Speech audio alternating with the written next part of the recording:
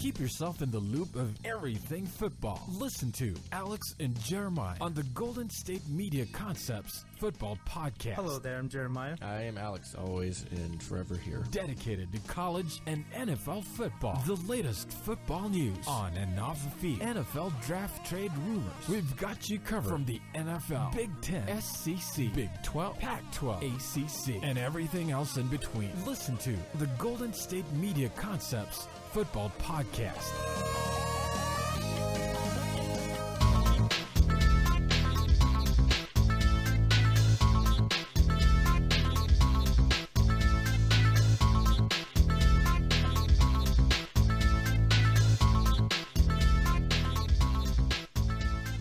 Thank you for tuning into the Golden State Media Concepts Football Podcast, where we talk the latest news, rumors, and games out of the NFL and college football. From the latest science issues, breakout stars, and all the news in between, as always, I'm Jeremiah. And I'm Alex. Wow, that was very anticlimactic. Right? That was very anticlimactic. I was like, are you going to say something? No, I just stared at you. I was like, that would have been weird. Mm-hmm. I'd be like, are you going to say something besides staring at me all day, Alex? I'm like, come on. So this is my last show of the week. Yes, Jeremiah it is. and I go Monday to Thursday, but I cannot make Fridays because of prior engagements with other occupations. But, oh man, this is emotional for me. Dude, it's not like it's your last show ever. Come on. I was going to say, but don't worry. So I'll be back on Monday. We'll be back Monday. We're going to have a very big show on Monday. Oh, yeah, we are. We're going to be talking about college football on Monday. And we're going to review all the final cuts of the Yes, NFL. We will do that. And we are 4. going to discuss the East divisions next week as well. So AFC and NFC East. But some good teams in there. When Alex is not here, I said this on the baseball show last night. What? Yesterday. You talking about me on your baseball show? Yes, we did. Aww. Very briefly, yeah. That's how much Ben and I care about you. We wanted to. Ben's my sports show host. Co-host. Yeah, and then Ben is my baseball co-host. Mm-hmm. So I told the good listeners of the baseball podcast that if you can't get enough of Ben and I, we are going to do the football podcast every Friday starting tomorrow until further notice. Ratings are going to dip. Wow. Come on, man. I'm just kidding. I think Ben and I are good together, man. I've listened to your baseball show. You guys are good together. Yeah, you guys are good together, too. Well, you guys knew each other longer. Yeah, I've known Ben for like 8 years. Yeah, wow. I only know him for like 3 months. Yeah, I've known him for like 8 weeks. Yeah, I've known him since middle school plus. So, oh, man, that's actually 4, 5, 6. That's 11 years. Wow, man. Because I've been out of high school for 5 years, and then middle school through high school, that's 6 years. Wow, that is a long time. I need to stop being friends with him. That's too long. Yeah, but anyways, this is Alex's last show of the week. So we're gonna make it a good one. Ben will sub in for Alex every Friday from here on out, but don't worry, we're gonna be talking about everything from college football, NFL. Reviewing some games, previewing some games, and the Friday show is going to be action-packed. But as of today, we're going to be discussing the AFC and NFC North divisions in one big action-packed show. Yeah, I'm pretty excited. So we're starting with AFC North? Yes, we are. Okay, that means we're starting with the Cincinnati Bengals, current division defending champions. Yes, they started out so great last season. Yeah, they won their first 9 games before losing to Houston on Monday night in a pretty ugly game, honestly. They had some really good wins, They started out 8-0. They had a bye week in between. Oh, excuse me, yeah. Yeah. Well, I said first 9 weeks, but it's okay. Thank you for keeping me on my toes. Yeah. They started off strong. They had a pretty dominant performance against Oakland week 1, a closer game against San Diego, a real close one against Baltimore, who had a horrible year last year in terms of win-loss, but they played very well, especially in division opponents. I mean, they swept the Steelers in that division. We'll get to that later. But another close game against Seattle. See, they beat Seattle. They're one of the lone teams in the division to do so. And then they ended off their bye week. And it went Steelers road win and a pretty big hampering against the Browns. But they lost that Monday night game against Houston. That's a 10-6 loss. Yeah, yes. Ugly game. It was very ugly. I was at Buffalo Wild Wings in Reno watching that game. I think Wing Spear Sports. I think I was I was actually still in Sac State this time last year, and I think I'm not sure if I was working or not that night because I still had a part-time job in school. I don't remember if I was working that night or not, but that was a brutal game to watch. It was boring to say the least. And then they lost to Arizona for their not only first loss of the year, but back-to-back losses there the following week against Arizona. Then they won 2 in a row again against definitely games they should have won. They handed it to St. Louis 31-7. Handed it again to Cleveland 37-3 after beating Cleveland already 31-10. And then they lost to the Steelers, won against the Niners, lost in overtime to the Broncos, which was a very entertaining game. That was very good. Very good game. Yeah, and then they ended the year off with a win against the Ravens. Don't forget, though, week 14, against the Steelers is when Andy Dalton went down. And in a sense, AJ McCarron started next week against San Francisco. Could have rolled their season. But McCarron played well. He really did. Yeah, I thought he played well at least. He went 2-1 when games that he started because he didn't start the Pittsburgh game because Andy Dalton got hurt. Broke his thumb. Yeah. But yeah, he performed well until Dalton Dalton there didn't even come back. No, Dalton never came back. He never came back. This is gonna be his first action back. Was his preseason action, and he's looked good. Yeah, I think McCarron though he's playing well enough. He could definitely be a trade target in the season and following seasons. Definitely. And McCarron actually played really decent in the wild card loss. Yeah, even though really for most of that game, unfortunately, the Steelers ended up kind of giving it away at the end, and if they didn't have the circumstances in which that happened at the end allow them to win, they kind of really gave that game away, and McCarron is kind of a reason for it. Yeah, they were down. I want to say it was like 9-0 at one point, 13-3, and McCarron he played well. He threw that go-ahead touchdown late to AJ Green, who also had a good game, 71 yards. Not amazing, but their rushing game was pretty down in that game. Yeah, they only had 50 yards rushing. It hurt him. I mean, the rushing game, along with the actions of a couple players there at the end, is really what lost him that game. with the fumble and the unsportsmanlikes, but he really kept him in that game for most of it. He threw for 212 yards. Not amazing by any stretch of the imagination, but he did what he did at Bama. He had a good defense behind him. He didn't turn the ball over often. I would say the worst he looked was that first game against Pittsburgh. He threw two interceptions, one of them a pick six to William Gay. But other than that, he looked good. Yeah, he made plays he managed the game very well. He was asked to do what he was supposed to do. He didn't lose the game. He threw the ball downfield more than I thought he would too. He played pretty efficient.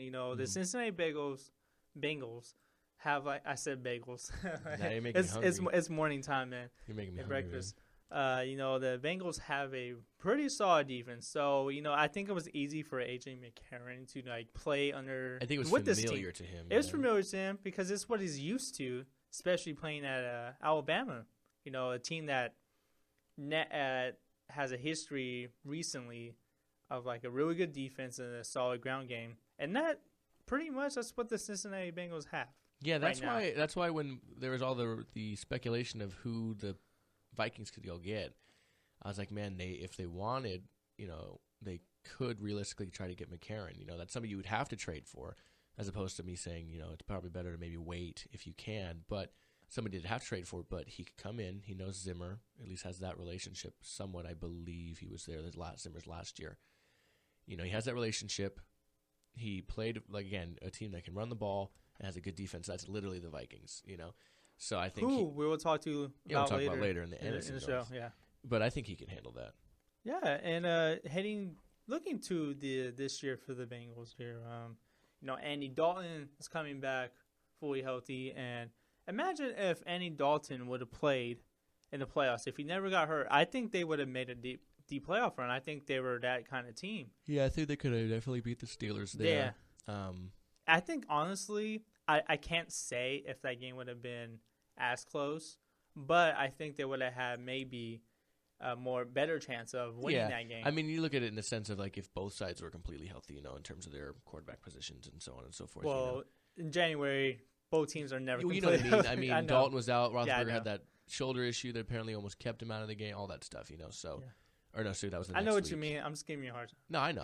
I'm just saying, You never know with those kind of things, But I agree. I mean, as good as McCarron did, Dalton had a great year last year for them. And, I mean, their schedule looks, good in the sense. I mean, of course, their division's hard. They play the Patriots this year, so that's going to be hard for them. I think their division improved this year, honestly, in my opinion. The division? Yeah, the division's always good, but the fact that Cleveland's getting better and Baltimore's probably going to have a turnaround year. Yeah, I see them bouncing back, honestly. When Baltimore's good, you have 3 realistic playoff teams, which has happened before. You know what I mean? And Cleveland's going to be better. I think they win more than 3 games. We'll get into that well, yeah, in a definitely. minute. But no, I know what you mean. But it's definitely a schedule that is tailored to maybe winning as many games as they did this year. Yeah, and first 3 weeks of the season are pretty competitive games. The New York Jets, they're going to be competitive. Yeah, they're going to be competitive. Good defense. Ryan. We will talk about next week. Ryan Fitzpatrick is back. Pittsburgh, this is always a tough game for both teams. Division game. Straight good defenses. It's always competitive every year. And the Denver Broncos, we don't know how their offense is going to look, but we do know that's probably going to be a defensive game. I'd imagine so. Yeah, with the I Broncos believe they and lost the Bengals to they beat the Broncos. They beat the Broncos last year. They did beat the I think they lost to the Broncos last year. We literally just talked about that. I just said it. Yeah. It was an overtime game. Yeah, and then right after that tough 3-game stretch, they play Miami. Well, they lost in overtime. Yeah, see? 2017. Yeah, that's what it was. Which is I think on Thursday night. I think it's a winnable game, and they play Dallas at Jerry's World. So I think that honestly might be a pretty good game, with the Dak Prescott there. Yeah, we'll see how he gets going through the season. Yeah, and then, they got a very tough matchup at New England. Tom Brady's going to be a tough game for them. Tom Brady's going to be back. Actually, I think that's going to be his second game back. Yes. And then 2 weeks before their bye, they're home back-to-back against the Browns and the Redskins. 2 winnable games for them. Yeah, for sure. Pretty much. So, honestly, though, they can possibly – I'm not saying they're going to start off undefeated again before their bye week, but, yeah. They could win the majority of those games. But, yeah, they can win the majority of them. I probably only see maybe 2 to 3 losses in this 8-week span, probably. So I could see that. Probably like 5-3, which is good. Yeah, easily. Yeah. Which is good.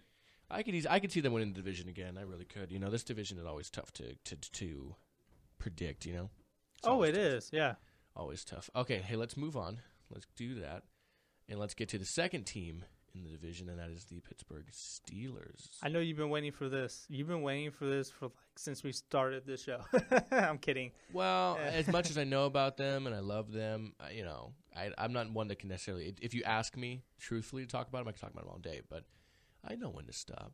But they were 10-6 last year, which is cool in my opinion because my birthday is the 10th month and the 6th day. So I was like, hey, there it is. Wow, I know. That was very. I like little stuff like that. Wow, that was very. I like corny. little stuff like that. Leave me alone. This team had a unique season last year. They were without Martavis Bryant and Le'Veon Bell. That sounds familiar. And they had Michael Vick come in there at times, Landry Jones. Yeah, Landry Jones. Ben was gone a lot, and they still managed to win 10 games. Antonio Brown still managed to have the yardage he had without Ben for about 4 weeks and then a couple of other stretches, and then the later Martavis game and so Bryant played really well. Yeah, Martavis played really good this year. Marcus Wheaton played great, especially in the Seattle game. He had 200 yards receiving in that game. Roethlisberger had 456 yards. It was really a deflating game to lose, in my opinion, because you really handed it to the Legion of Boom. You were with them every step of the way, but the Steelers, knock on the Steelers is their secondary is not very good. And that was what lost them a lot of games last year. It hasn't been good in a while, in a couple years. Yeah, it's been about 3-4 years since they've been a solid secondary. Yeah. The luck for them, though, in the sense of upside is the Steelers have a really good front seven. And when you have a good front seven, that can negate bad secondaries. You can force a lot more, tossed up balls and so on and so forth. But, they lost to New England 28-21 in the opener. That was closer than it looked. They scored that last touchdown. It was opening game of the year. Yeah, but they scored that 21-point touchdown. The last touchdown of the game, literally as time was pretty much expiring. So it should have been about 28-14. So it was closer than it looked. Then they handed it to the Niners. You love saying that, don't you? Just with you, yeah. leading rusher D'Angelo Williams had 77 yards on the ground, but he had 3 scores on the ground. He killed it. Yeah, Bell wasn't there for that game. No, week 2 was and then Bell came back in St. Louis. He had a good game. He had a real good game against Baltimore. He had another really good game-winning touchdown game against the Chargers. Put together 2 more really good games, and then, of course, was hurt and lost for the season against Cincinnati in Week 8. D'Angelo Williams played really well. D'Angelo Williams played great in response. He did. He had repeatedly, 71 yards against Cincinnati. Raiders, he had 170 yards. He had 134 against the Indianapolis Colts. He had 100 even against Baltimore the second time. 76 at Cincinnati in the win they had later, And then even when he wasn't playing, you had guys like in the playoffs, Fitzgerald Toussaint, who turned around and had good games. And then don't even get me started on the year Antonio Brown had. Oh, dude, Antonio Brown he is great. That's all I can say. Yeah, he had 133 yards, 195 yards, 108 yards, 124, 284. Just got his deal restructured. Yeah, he's got about 4 million more. With a promise of which is great, like Antonio Brown said, when you outperform your contract, you deserve a new one. Yeah. And I agree with him 100%. He really outperformed his contract. Yeah. And I like what they did this year, too, because they don't negotiate during the season, and they realize the season starts next week. So what they did is they had some more they had to do. They probably had to restructure David Castro, too. They said, here's some more money. There's no extra years on this, but keep in mind, we promise we will have a new deal for you next season. Yes. So that's pretty cool. I do like. Yeah, sometimes I'm not a fan of teams, negotiating deals during the season. Yeah, I feel like it's distracting. It is distracting, because it's like, hey, I got more money than some of these guys, and it's like, yeah, but whatever. Yeah, I don't like it. Okay. The Steelers pretty much have almost a very similar schedule to the Bengals. Week 1 with Washington, week 2 Cincinnati, and then from there it's just a mixture of games they can win and lose. Philadelphia. Kansas City, they lost to last year. If they can be more competitive on Sunday night there this year. The Jets, New England again. You have the Colts and Dak Prescott, but again, that is actually week 10, so who knows what position you have the Colts and Dak. I'm sorry, the Cowboys and Dak Prescott. The Colts week 12, but you have the Cowboys and Dak Prescott week 10. Who knows what position they'll be in though then? Who knows if Tony Romo will be back by then? Exactly, that's what I mean. We don't know. Yeah, and then as this is different from normal because typically the Steelers do always end the season with at least Cleveland or Cincinnati, right? But not only do they end it with Cincinnati or Cleveland, they end it 15, 16, 17 with Cincinnati, Baltimore. And they had 3 straight division games. Luckily, 2 of them are at home. That is true. They do have the last 2 at home. And they go a long time between Cincinnati games, week 2 all the way to week 15. That is a very long time. For a division opponent, yeah. And then they have Baltimore for the first time week 9 and then not again until 16, and Cleveland is pretty 11 to 17. But I can imagine them. I mean, this division is so hard. Like, even as a Steeler fan, I don't always say the Steelers are going to win a division because it's so hard honestly to realistically. I literally think the Ravens are going to have a bounce back year. Yeah, either any one of them. Yeah. We'll talk about them in a second. Yeah. But let's take a break. Yes, let's do that. Let's take a break. We'll get into the other 2 teams. Start the 2 teams, take a break, finish in the NFC North. All right. Let's get it. Let's get it. All right, we'll be right back here at the Golden State Media Concepts Football Podcast. Tired of searching the vast jungle of podcasts? Now listen close and hear this out. There's a podcast network that covers just about everything that you've been searching. Hey! The Golden State Media Concepts Podcast Network is here. Nothing less than a podcast bliss with endless hours of podcast coverage.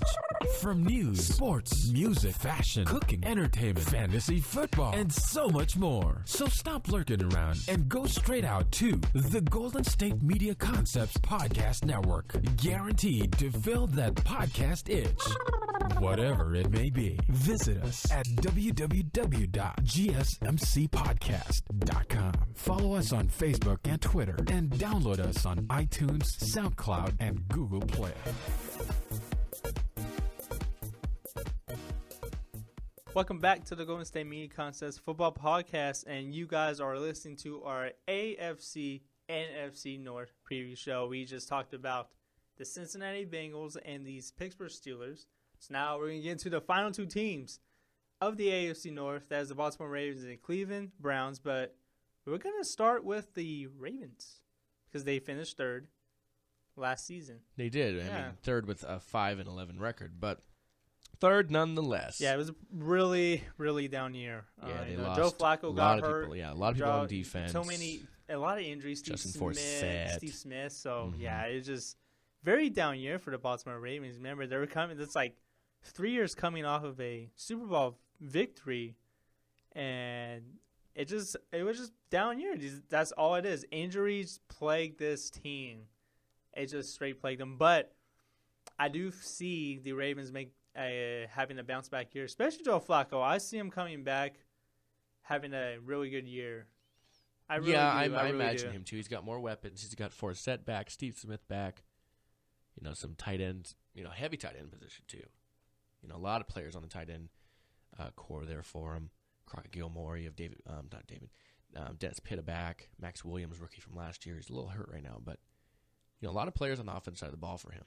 Yeah.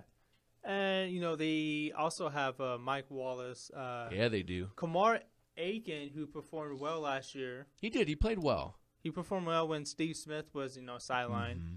But, yeah, I like what they look better on paper. They have Brashad Perriman coming back, too. He's actually set to play tonight. Yes, I'm actually looking forward to that, actually, Brashad Perriman, because he was one of their first-round picks 2 years ago. He just hasn't. Mm-hmm. He's just had trouble. Hasn't been healthy. He hasn't been healthy. He has not played yet. He hasn't been healthy enough to practice. So I'm really excited. I'm really rooting for Brashad Perriman, to make an impact for this team because he's gone through so much with injuries since he entered the league. Yeah. But this team on paper, it looks a little better. Yeah, it looks turned around. You get Terrell Suggs back and guys that were definitely hurt last year, so that's a plus for them at least in that sense. I think they have a definite bounce back year. Oh yeah, I don't. Yeah, they're probably. Yeah, I don't see them winning like 5 games. Oh no. Yeah, I honestly think they can win 10 games. Yeah, I mean, again, they have pretty much similar schedules as the two teams we talked about before. They face the Jaguars and they fit. Bills week 1, Browns, Jaguars, Raiders. They could go 4-0. You know what I mean? Yeah, they can. Redskins after that, Giants, Jets, they could go 6-0 if they wanted to. This is going to be an interesting year for them. Yeah, I mean, they definitely need to have a better year than last year. I really think they will. I think they will. They're in a good position too. They're undefeated so far in the preseason. Whoa, so if that means it is preseason. Anything. Yeah, yeah. Preseason Super Bowl, baby. Preseason Super Bowl. Okay, let's move to the Browns, a team who somehow didn't finish in last place when a team with 5 wins finished in third place. But they had 3 wins, 3-13. Rough year for them. They went through Johnny Manziel starts and Josh McCown and Austin Davis. Yeah, it was typical Browns year. But the biggest thing for them is they have a quarterback in place that at least looks like he plays the role with RG3. Yeah, he looks a lot better. Mm-hmm. I'm not gonna say that he's gonna come out and kill it, but he looks close to what he looked like in his rookie year when he won the Rookie of the Year award. Yeah, he looks more confident, more poised, and more accurate. And you didn't see that in his final couple years in Washington. Yeah, and I think the biggest thing for them too is they have Josh Gordon back. I think the biggest thing for him is they have Josh Gordon, and you have Corey Coleman, rookie first rounder from Baylor. You have Terrell Pryor, who's playing really well in the preseason. But in the same sense, as I said, the Ravens are undefeated. The Browns haven't won a game. But then again, I would say they don't have as much depth. So I would say this is definitely a first-team kind of thing for them. If they can play well, they can win, maybe 5-6 games this year. I think they can win probably 6 games. I think the highest this team can go is probably 8. Yeah, they're still building. It's a young team. But I think, honestly, on paper, they look better. I think they're going to perform better on offense. Because you see how this team has played on offense for the past couple of years. Oh, yeah. And a player I really do like on this team, though, is Gary Barnidge, a tight end. I like Barnidge. He did really well. I remember that little that catch that he made with his legs, or between his legs or whatever. I think like late last year. Mm-hmm. He made some amazing. Up and down. He had a couple good catches. He made amazing plays last year, and I'm looking forward to see what he can do with RG3 at quarterback. And the player I'm also looking forward to watching on this team is Corey Coleman. The rookie. Yeah, so they got 2 Baylor guys at receiver. Of course, Josh Gordon is suspended for the first 4 games. For 6 games, I'm not really quite sure. I forgot it on the top of my head. But he is suspended to start the year, Josh Gordon. Yeah, 4 or 6 or something like that. He's got quite a little suspension, but he'll be back. He's looking good. He really has. Yeah. So for the it is 4 games because week 5 is a matchup against the New England Patriots. So the Browns will be the first team that Tom Brady will face, and that is also the first time that Josh Gordon will play in an NFL game in in 2 years? Roughly, yeah. Yeah, so that'll be the first day that Tom Brady gets his first win of the season. His first win? Yeah, his. Oh, okay, okay. I was gonna say the Patriots' first win. I was like, wow, they're gonna go 0-4 with Jimmy G, huh? Brady's first win. Okay. I'm glad you said that, but yeah, I don't. Yeah, there are a couple drafts away from being they need to build the defense team a little more. Yeah. Well, getting back to that defense, they draft a couple players for the past couple years. Only one of them still on the team. That's Justin Gilbert. Yeah. Say that one more time. It's because they drafted Phil Taylor in the first round, I think 2011. And then they drafted Justin Gilbert and a couple more guys in between there in the first round. Are you saying since 2011? Yeah, 2011. Oh, okay. Yeah. When did Hayden get drafted? 2009. 2009. Yeah. He's probably been their best first round pick in a while. In a while. He should probably in the past 5 years. And Justin Gilbert's still there. He hasn't really lived up to it though. He hasn't. So they haven't hit on these draft picks like they thought they would in the first round. And not really, no, and remember Johnny Manziel. Remember Johnny Manziel was a first round pick too, and look how that turned out. Yeah, 1 of 2 that year. I forget. And Brandon Weeden was also a first rounder, so they drafted. Yeah.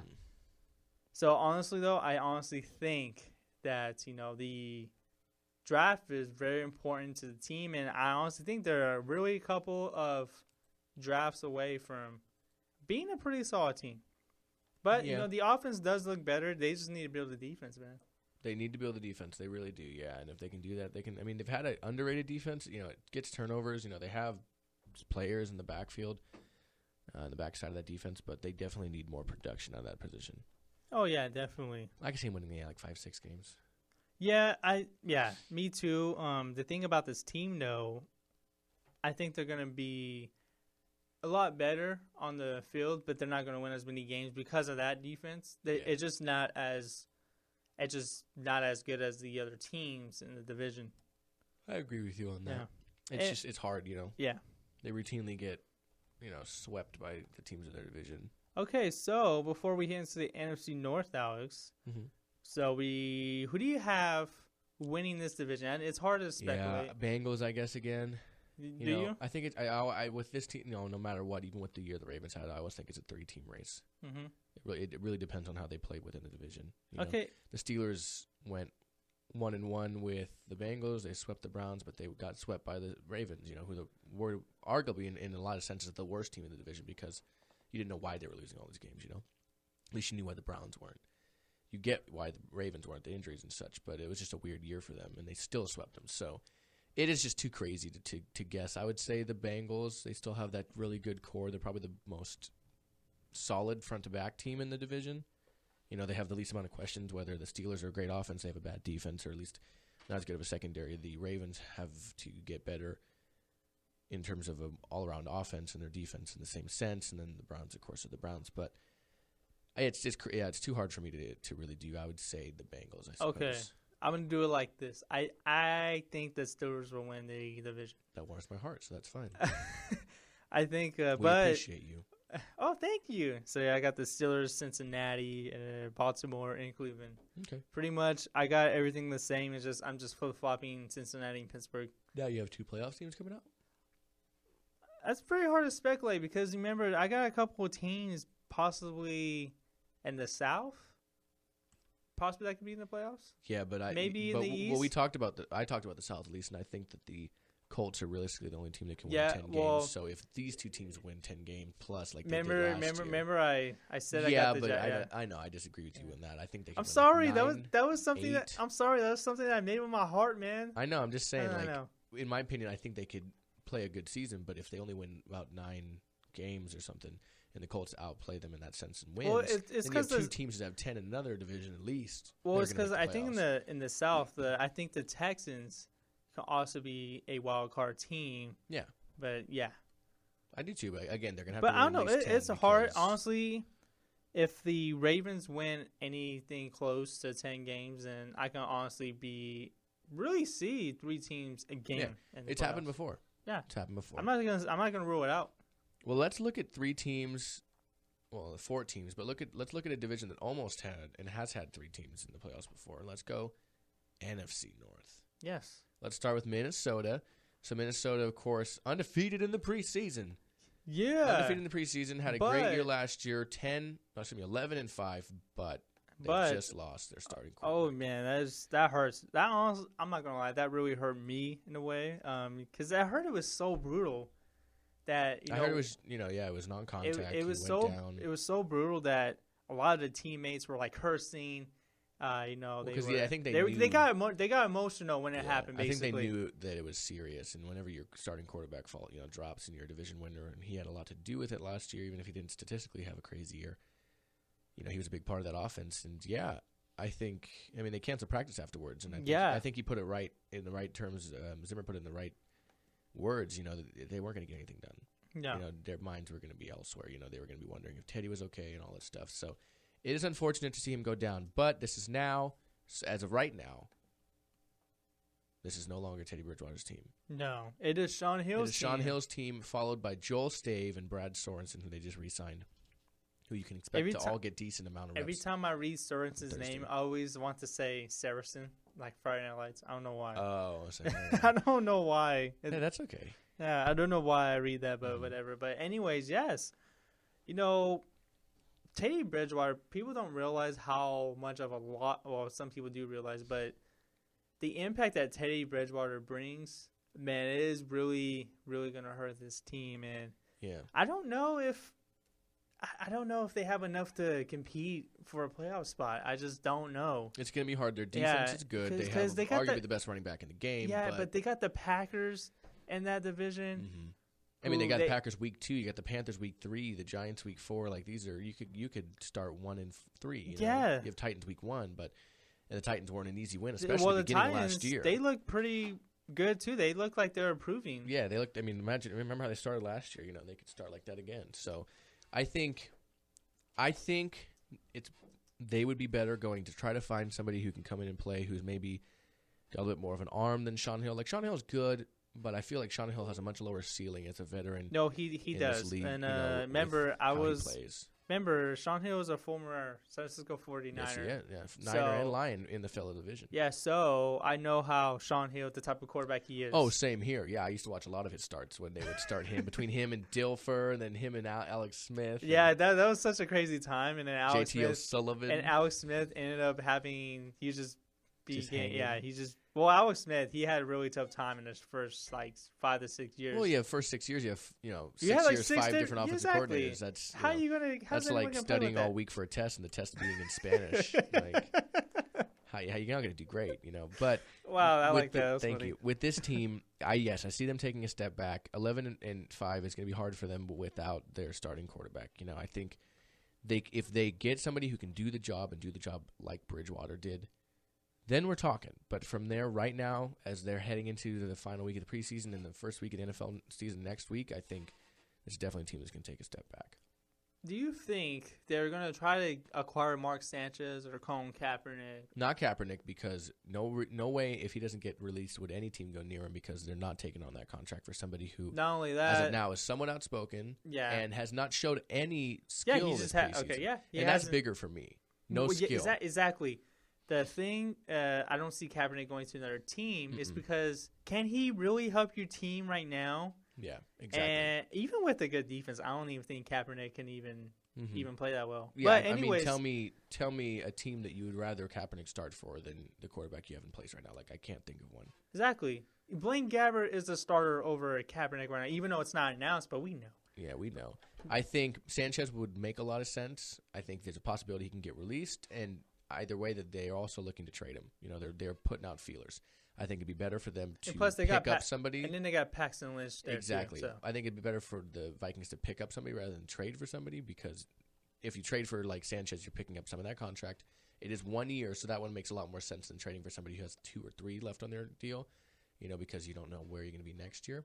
But getting a guy like Sanchez, his best year was with a team that had a good running game and a smothering defense, and that is what the Vikings are this year. So that would make a lot of sense to me. That and McCarron.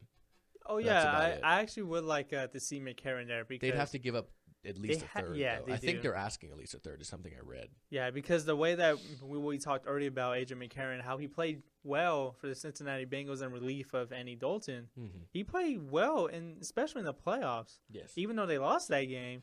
He still played valiantly. He played good. Mm-hmm. So, yeah, I would like to actually see A.J. McCarron with the Vikings if this team wants any chance to compete in the playoffs. Mm-hmm. But, he's not going to win you games. But Teddy didn't win any games either with his arm. But he looked like he was on track to do that this year. He looked like he was about to improve from his season last year. But anyways, we're going to move on to the Green Bay Packers. Yes, we are. The Green Bay Packers, who now have Jordy Nelson back, healthy Aaron Rodgers, a defense that's getting better. The young middle linebacker they got looks really good. I think this team can win the division this year pretty hands down. I think they're probably the favorite to win now with Teddy Bridgewater gone for the year for the Minnesota Vikings. Mm-hmm. So I honestly, they're probably the hands down favorite pretty much as of Tuesday when Teddy Bridgewater went down. So So they're hands down the favorite because I don't see the Detroit Lions I just don't see them competing for the division. I definitely see them having a good year. We'll get to them in a second. And I can see probably the Chicago Bears having a bounce back year, but we don't know. Jay Cutler is like, he's good and he's not. Yeah, they're like the Ravens going into this year. I really don't know what to think of them. They're a hard team to figure out. But anyway, going back to the Green Bay Packers, the fact that they're getting Jordy Nelson back is huge. You saw the impact that Jordy Nelson has on the field when he wasn't there. Man, Aaron Rodgers can throw a football with his eyes closed, and Jordy Nelson's going to catch it. Exactly. And I'm saying both of them with their eyes closed. Like that's exactly. Just, they're just insane at that. Like they probably have, every quarterback, especially with really good quarterbacks and really good number one receivers, have that, rapport with one another. You see it with Ben and Brown. You saw it with Stafford and Megatron. I think some of the best is Rodgers and Nelson. Those back shoulder passes, they just know where each other they're going to be, and it's insane, man. Just watching the two of them, it's like they're all playing on rookie and everybody else is playing on all Madden. Like it's insane. Okay, but the thing about Jordy Nelson is he doesn't get much credit for his athleticism. He just doesn't. He honestly, I think he's probably one of the most athletic receivers in the game. He just doesn't. He doesn't get the credit. He doesn't get credit for it. Yeah, he doesn't get the credit and what he does. He has really good size, and he's just looked at like he's not good. I don't know why. He's just not. Well, I know people know he's good, but he's never looked at as the elite 5. There you go. Yeah, that's what I meant to say. There you go. No one ever calls him elite. No, but I would take him on any team. Are you kidding? Yeah, Jordy Nelson is a top 5 receiver in this game, especially with Rodgers. Now, I think the thing with Nelson is every receiver that's played with Rodgers and left hasn't done what he did in Green Bay. True. So people look at it like, well, what would he be without Rodgers? I think he's the one exception. Exactly. Me too. James Jones didn't do much. Greg Jennings didn't do anything once he left. James Jones got dropped from 3 teams in like 18 months, I think. But anyways, Jordy Nelson is probably the only receiver to ever play with Rodgers that can succeed on any other team. Yeah, he's got that separation ability. His body control is insane. He's a good receiver regardless of the fact that him and Rodgers share a brain. He's just not a product of the system. To me, I really do think he's a top 5 receiver, no matter who's at quarterback. Shoot. I think he's just outside the top 5, but that's only because you have guys like Brown and Odell Beckham and Dez and Dustin Hopkins. Well, when healthy, he's right up there. And we'll see if he's how out of the 5, he's number 6. Yeah, he's definitely in that conversation. Though you can put him there. You can make an argument for him. Mm-hmm. And guess what, man? This team undefeated in the preseason. Wow, you just love looking at that, don't you? I just keep noticing. Wow. I think this team could realistically, obviously, win the division. I think they can win 10 to upwards 13 games easy. Oh, yeah, definitely. Yeah, the Jaguars, Vikings, Lions, Giants, weeks 1 through 4. So they can start at 4-0 right there. They could, you know what I mean? They have the Cowboys week 5, the Bears, the Falcons. These are teams they can beat. Their biggest challenge this year is going to be the Seahawks. I think that's a team that always gets all the way trouble. to week 14. Yeah, that's what I'm saying is they have a tough schedule in terms of just tough games. The division always plays well. But, yeah, they don't have – their toughest opponents all the way until week 14, and that is a home game for them. So they don't have to go to CenturyLink, which is where they have been beaten before, You have Jacksonville and Minnesota on the road, and then you have 4 straight home games, Detroit, New York, Dallas, and Chicago, which is going to do them good favors, by week 4. So it's an early bye, so you never know what those teams have an early bye. There's such a long rest of the year for them. But I absolutely think they can handle this division this year. Man, I'm not a fan of that week 4 bye. I'm just not. It is so long. I like a week 8 bye. Me too. Right in the middle. Exactly. Week 8's nice. Exactly. But anyways, I want to go back to this offense. Yeah, I talked about Jordy Nelson. Mm-hmm. We talked about him for a while. But the receivers I do like on this team is Devontae Adams, the former Fresno State Bulldog. Yes, I know. Who is actually played with Derek Carr, Raiders quarterback. And I like what Jared Arvidaris has done in the preseason as well. He looked really good, and they got Ty Montgomery, who they're kind of high on, and Jeff Janis. So this is the reason why they got rid of, well, not get rid of, but they didn't want to re-sign James Jones. Is because they have like a y'all young guys that they think that can help them out right now. I really do think that. I see how these receivers are playing in the preseason. They look really good. But, of course, Randall Cobb, he kind of had a down year at times. He had up and down throughout last season, But the fact that he's going to be the number 2 guy for most of the year now, I think that's actually going to be better for him. Mm-hmm. So, Randall Cobb, I wouldn't say he failed as a number 1 receiver, but he was kind of disappointing because he was supposed to be the guy. Yeah, it disappointed, yeah.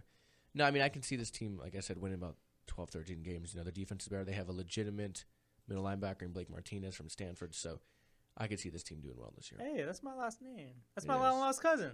Maybe, maybe not. Yeah. All right, let's take our last break. We'll go Lions, and we'll go Bears, and we will go home. Oh, yes. So we'll be right back here at the Golden State Media Concepts Football Podcast. Want to find out what movies to go see? Then check out the GSMC Movie Podcast. It's your ticket to the latest movies, whether it's a new blockbuster event, romantic, comedy, or action flick. This show has got it all covered. They talk some what to go see now. Don't bother. What's hot on Netflix and everything in between. That's GSMCpodcast.com/movie-podcast. When it's all about the movies, it has to be this new show. Don't forget to like them on Facebook and follow them on Twitter. Visit GSMCpodcast.com for more info. All right, we're back here at the Golden State Media Concepts Football Podcast. So we're going to get into now the Detroit Lions, who finished in 3rd place last year, a 7-9 record, just under 1 game under 500 there. They are revamping their offense, the addition of Marvin Jones, I think junior now, or is it senior? He added one of those to his name. I forget what it is. Marvin Jones with them and the receiving core. You have Golden Tate, your first year in a long time without Mr. Megatron, Calvin Johnson. But their offense looks prime as ever. They've added offensive lineman, a tackle from Ohio State, Taylor Decker in the first round, a defensive tackle, Ashawn Robinson from Bama, and one of Jeremiah's favorite players in this draft, safety, Southern Utah, Miles Killebrew. Yo, man, yeah, I love that. I love that name. But this offense does look better. That is one thing that has impressed me is this offense has looked good. Golden Tate had played well last year. He really did. And again, you have Marvin Jones now coming over from the Bengals, who has played well. You lose somebody like Megatron. That's not something you can necessarily replace. They lost Brandon Pettigrew as well. Their tight end, Brandon Pettigrew, is on the PUP list now. He is, I believe, done for 6 weeks. He hurt his knee, I think. But that's, you have Amir Abdullah, you have Eric Ebron, who you drafted a couple years ago at your tight end position. I think this offense can still do good things. I really do. The defense is looking better as well. Yeah, definitely. I think honestly. What'd you say? Oh, about what? You sound like you had a big revelation over there. Oh. No, but yeah. Anyway, I don't know what that was about, but You're a weird guy. Whatever. You interrupted my thought. Now I have to make some on the spot, but it's cool. Okay. All right. But yeah, looking at this offense, I do think they can compete with anyone in this division. I'm not gonna say anyone in the league because it's kind of hard. But honestly though, the offense does look improved. Despite Megatron not being there, because Calvin Johnson has been a huge part of Stafford's career, pretty much. And he's been there every games. Since he got there. Even Calvin Johnson was part of the 0-16 team. Oh God, yeah. But yeah, I expect a big year from Golden Tate being the number one guy. Yeah, they have a lot of depth there. They traded a receiver and still have insane depth there. Exactly. And then they got Anquan Bolden, who they just signed a couple weeks ago. He's probably going to add some veteran leadership and depth there. Mm-hmm. Marvin Jones, I expect a solid year from him coming from Cincinnati. Mm-hmm. And, I do think Matthew Stafford, I think he might have a bounce-back year because last season was a down year for him. And it seems like every year has been a down year. Yeah, I mean, well, he had a year where he threw a lot of yards one year. I mean, he had 4,262 last year, 32 touchdowns. He had a good year. I'm not going to say he had a bad year, but, I mean, then again, there's the year that he had let me see. He had almost 5,000, I think, yards. I mean, a lot of quarterbacks are doing that now. Like Breeze finishes the year with like 5,000 yards every year. But he had the 4,967 in 2012, and then he had 5,038 the next year, or the year prior. I think Matthew Stafford has the second most passing yards in the season. I think the first I think it was the same year that Drew Brees did it. Dude, like three quarterbacks threw for 5,000 exactly. the same year. It was that, yeah. In 2011, yeah, it was insane. He did have, I mean, I wouldn't say a down year. I'd say his rookie year was obviously his lowest passing performance. He only played 10 games. Excluding 2010, he only played 3, but he was hurt right away from there. He averages about what he had last year in terms of yardage. He had the 5,000 and then 4,967 in 2012, but he had 4,650, 4,257, and 4,62 the last 3 years. So, I mean, he's about what you expect. He had a career high, excluding that 2011 year with 41 touchdowns. He had 32 last year. So, and how many interceptions? See, that's the tricky thing. Yeah, he had turnovers. 13. Okay. That's not a career high. 17 in 2012 was his career high. 13 is actually, I'm sorry, 19 in 2013 was his career high. But 13, I mean, that's almost his lowest, albeit the year prior he had 12. So not an insane amount of turnovers, but the offense just didn't score the points you would expect. Not to mention the defense didn't do much for him last year. Yeah, they haven't done much for that team in a couple years. What does Jim Morris say? We couldn't do diddly poo offensively? We couldn't do diddly poo? I don't know. We couldn't do diddly poo. Is that what he said, diddly poo? Oh, yeah, that's what he said. Oh, yeah. Yeah, we just said poo on the podcast. Wow, all right. I was waiting for the day. You were waiting for that. Mm-hmm. All right, well, speaking of preseason, there are 1 and 2 in the preseason. Just wait, I got something to drop you on the next preseason. Wow, okay. Wow. I think this team will have more wins. I think they can go 500, maybe get 9 wins. 8-8, yeah. Probably the highest I can probably see. Yeah, I still think they have problems on the defense side of the ball, and I don't think the offense is good enough to absolutely run away with games for them. They're not to that point yet, as opposed to like teams like the Packers who had problems with defense in past years. Their offense was that good, or the Steelers won a lot of games last year because their offense was so good, but their defense, was kind of like a shootout in that sense. I don't think they're there yet. Yeah, but they'll be in some shootouts this year. Yeah, they will be. Oh, yeah, brother. Hulk Hogan, But I'll give them about 8 and 8. You know what I mean? Yeah. You know what I mean? Yeah. You know what I mean? I know what you mean, Jelly Bean. You know what I mean? Okay, Mike Tyson voice. This is getting too weird now. All right, let's move on. Let's move to the Bears. Bears, let's do that. 6-10 last year, but dude, guess what? What? Winless in the preseason. Oh my God, you love the preseason records, huh? And not only their first game 22-0 against the Broncos, a close game 23-22 against the Patriots, but then another blowout 23-7 against the Chiefs. So where's the depth? That's my question. That is actually a solid question. It's like that old commercial. Where's the beef? Where's the depth? You know what I mean? Where is it? Where's the depth? They went and got Leonard Floyd from Georgia in the first round this year in the top 10, outside linebacker. Hopefully he can help. It's a defense that's become anemic in terms of, stopping guys. Their defense last year, points against, was 20th in the league. They just were not doing much on the defense side of the ball for a team that is defensively historically, good. And it's unfortunate for them. Their offense in the same aspect is not really, it's not really doing anything for them either. Their offense was pretty bad last year. Again, they won 6 games. Jay Cutler did not have a great year. Jay Cutler has had bad years the last few years. Their first round pick last year was a wash. Yeah, especially after signing that large contract too. Mm-hmm. Yeah. Yeah, their first round pick last year was a wash. They lost Kevin White for the entire year. Stretches of Forte being hurt. Langford came on strong near the end of the year from Michigan State. He looked good, but not what you want from him. When you have 2 running backs like that, he's looking to be the guy now. You want some more production from him.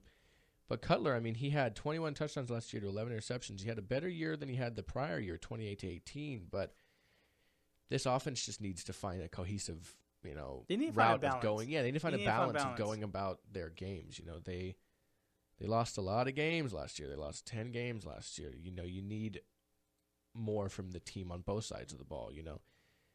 Kyle Fuller is probably their best cornerback. He only had, I think, 2 interceptions last year. You want more on the defense side of the ball to start. They lost games they should have won last year. Yeah, they could have easily went 8-8, maybe 9-7. They could have got there. Maybe 10-6. You never know. They lost many games that they should have won. Yeah, they couldn't take advantage of games against the Lions, who had an off year. Even the Niners, that was a big loss for them. Yeah. Yeah, you're telling me. They won 6 games. They should have beaten the Niners. Yeah. You know what I mean? They won. They're a better team than the Niners in terms of talent. Of talent, yeah. They're a deeper team than the Niners, and they lost. And that's saying a lot, especially with the question you had, where's the depth? That's saying a lot. Like that's saying a lot for the Browns, the kind of year that they had. Yeah, they lost 3 straight, Green Bay, Arizona, Seattle. I understand those. Yeah. They lost to Detroit in overtime. They couldn't close that game out. Cutler actually had a good game that game, 353 yards passing, but they couldn't close it out. They lost to Minnesota the next week. Understandable. They're the division winner. You lose to Denver in a pretty close game, and then you actually beat Green Bay, but you lose 4 of your last 5 games against San Francisco, winnable. Washington, winnable. Could have been winnable. It could have been winnable. Minnesota, even though they won the East last season in the NFC. Minnesota, winnable because it's a division game, but still they were better than you. And you lost to Detroit again. Detroit swept you. You beat Tampa Bay close, but there is games they could have won in this schedule, and they definitely did not. They could have beat San Diego. San Diego had a bad year last year, and they lost 22-19. They could have and should have beat the Rams. The Rams, it wasn't a division game, so the Rams, it's not like they were the upsetter, and they beat them 37-13, Jeremiah. Yeah, they did. Where's the depth? Where's the depth? Yeah, they had more. And the scary thing is they had more depth last year than they do this year in terms of running the ball. Yeah, and then I'm actually expecting a huge year from Jeremy Langford. That's the hope. That's the hope. He has to be good, and he's the number 1 guy now in the backfield since Forte has left. Who's been there for so long? I think for like 10 years. He was there for a while, yeah. Yeah, and then I'm expecting a huge year from Alshon Jeffrey, but I'm always expecting a big year from him. But he just can't stay healthy. You're telling me. And then man. Kevin White, I'm actually expecting him to make a huge impact for this team if he stays healthy. So basically, for the Browns to have a relatively good year, this team honestly just needs to stay healthy because they obviously have trouble getting depth at many positions. Not just on offense, but on defense too. Yeah, exactly. They need to address that aspect, and they need to go from there because if not, they're not going to win more games. They're not. It's going to be another 6-10 year. Okay, so before we head out here, I got the Green Bay Packers winning the division. Green Bay Packers winning the division. I think Detroit will actually get 2nd place. Yes, me too. And I think the Vikings could get 3rd, and the Bears will get last place. But honestly, I think the Vikings and Bears will kind of have similar seasons, I think, in my opinion. But yeah, that's my prediction for the NFC North. Man, we were getting so close. I can't. Yes, I can't handle it. We are getting there. But hey, that concludes our show. This is probably the longest show we've ever done. Currently, yes. So let's get out of here before it gets longer. Thank you for tuning in. Or before they kick us out of the studio. That too. Yeah. Thank you for tuning into my last show of the week. As always, I'll be back on Monday. Jeremiah will be here tomorrow with an imposter. I'd like to remind you guys you can find us on iTunes, SoundCloud, Stitcher, and Google Play, YouTube, and Facebook at GSMC Football Podcast. You can find us on iTunes and Instagram at the same handle, GSMC_football, and our website, GSMCpodcast.com.